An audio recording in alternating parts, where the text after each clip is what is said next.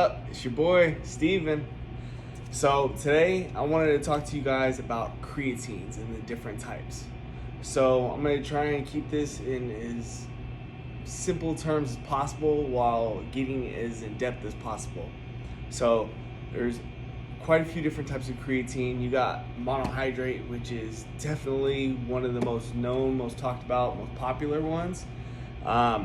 It's been around for decades, been tried and true.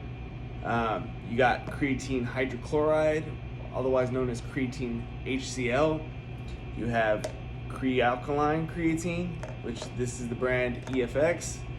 You have one that is a blended creatine. So this one is going to have creatines like creatine magna-power, creatine hydrochloride in it, creatine chelate, stuff like that.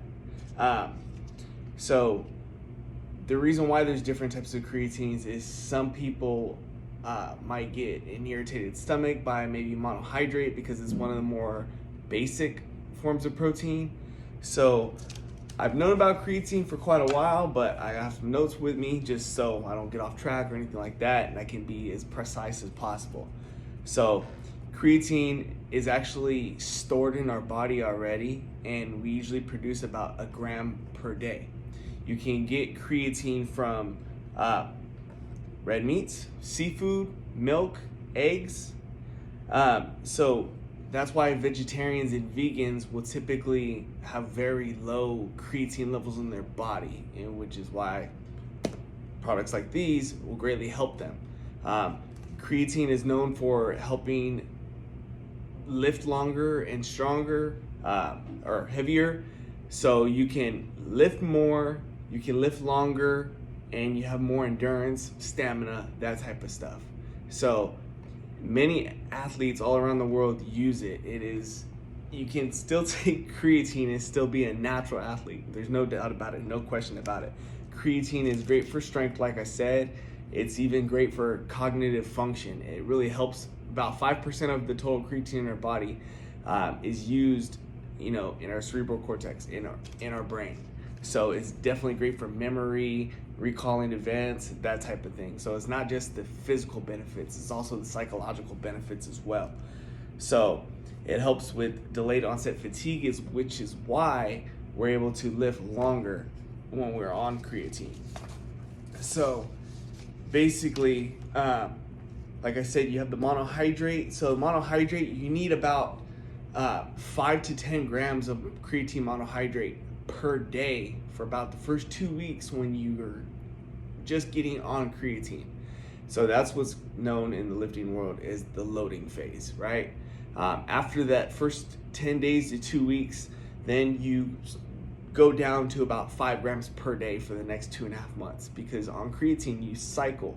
So you're on creatine for about 3 months, and then if you want to continue using it, you have to get off for about a month or two. Now, creatine monohydrate is known for having a water retention factor to it, which I call it looking like the Michelin Man. You're going to get a more swollen look. You're not going to have that definition that you may be used to if you're a leaner person.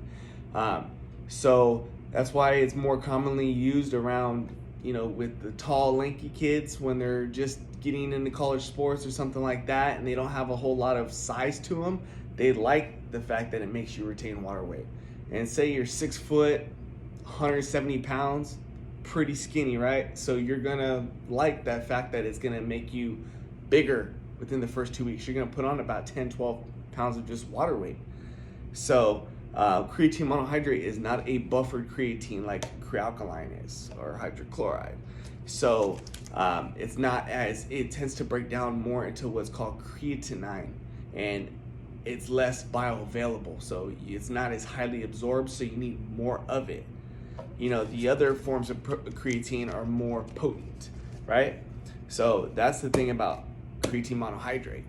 Now, with creatine hydrochloride, or HCl, you only need about 750 milligrams of that type of creatine, because it breaks down, it's much more bioavailable. And then on top of that, there is no loading phase. It kicks in almost instantaneously. Within a few days, you start feeling the difference in your strength. You start feeling the difference in your ability to psychologically and physically push yourself, through those thresholds and move on to PRs, possibly, if you have that kind of work ethic to you. So there's no loading phase. And then what I really like about it is there's no water retention. You're gonna stay very, very dry. You don't have to worry about it. And back to monohydrate again, you have to be drinking a lot of water in order for it to efficiently and effectively work, right? So those are the two major differences between the rest of the types of creatine. And, by buffered, you're gonna have a more acidic creatine with a crealkaline, right? So you're gonna have the lower pH, which it can help ease your stomach, because monohydrate can have a tendency to maybe upset your stomach. So that's one thing. If you're taking creatine and you notice that you're getting upset stomachs or cramps or something like that, that may be something to look into. You might want to, veer off and explore different types of creatines. So there's tons of studies. You can look this up to double check in case you need to get more extensive information. Myself, I prefer a blended creatine. The one I was talking about, Create by Body Fuse. It's an excellent form of a creatine product, in my opinion. So that's the one I was telling you, has a creatine magnet power, the creatine hydrochloride, multiple sources. And it, as well, just like the crealkaline and the creatine hydrochloride, keeps you drier. So that's a really good benefit to it, right? You have liquid creatines that are out on the market. I've never tried those personally.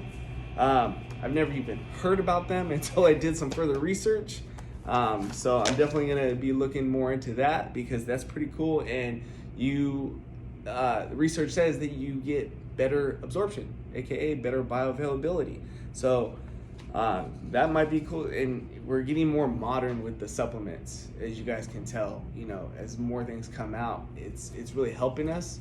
But I just try to make sure with my customers that we don't use that as a crutch when it comes down to it, that we still work hard and we work smart, but don't lean on the supplements too much. And that's coming from a supplement salesman in the industry. That's what I live off of. But at the same time, you get as much as you naturally can. Don't depend on supplementation.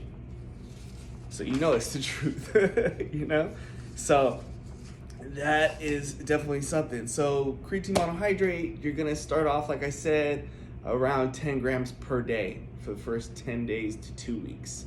Then it's gonna go down to 5 grams. And then that's where you're gonna coast for the next 2.5 months.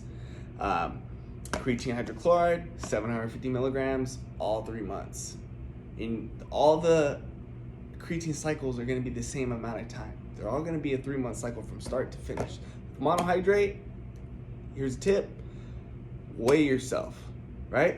If you're 180 pounds when you first start, and then 2 weeks in, you're 195 pounds, don't think you gained 15 pounds of muscle or 15 pounds of fat. More than likely, it's 15 pounds of water weight. And then continue on your creatine cycle. Once you stop taking it, weigh yourself. You might be 200 pounds now. And then 2 weeks later, weigh yourself again. If you're 185 pounds now, guess what? You put on 5 pounds. Now you might want to go get maybe a hydrostatic weighing, where you go sit in a tub of water, and that's how you can find out your body fat. Or you might want to get an in-body test to find out your body fat, like we have here. So these are all things that you can use at your disposal. You just got to, take those things into, account and take the initiative. So it's my 2 cents on them. That's my little bit of information.